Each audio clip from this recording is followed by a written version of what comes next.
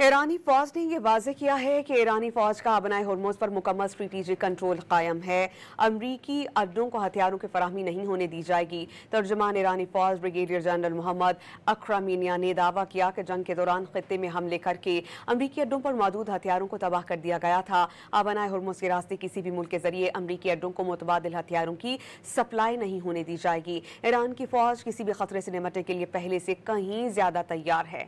आबनाए Hormuz के मगरबी हिस्से की निगरानी पासदारान इनकलाब की बहरिया और मशरकी हिस्से की निगरानी ईरानी बहरिया कर रही है। फौज ने अब तक दुश्मन को उसके मकासद हासिल करने नहीं दिए, आइंदा भी नहीं करने देगी।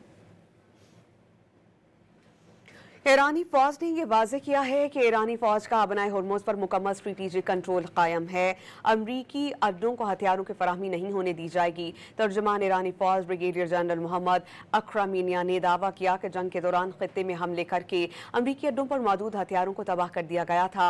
आबनाए होर्मुज़ के रास्ते किसी भी मुल्क के जरिए अमरीकी अड्डों को मुतबादिल हथियारों की सप्लाई नहीं होने दी जाएगी। ईरान की फौज किसी भी खतरे से निपटने के लिए पहले से कहीं ज्यादा तैयार है। आबनाए होर्मुज़ के मगरबी हिस्से की निगरानी पासदारान इनकलाब की बहरिया और मशरकी हिस्से की निगरानी ईरानी बहरिया कर रही है। फौज ने अब तक दुश्मन को उसके मकासद हासिल करने नहीं दिए, आइंदा भी नहीं करने देगी।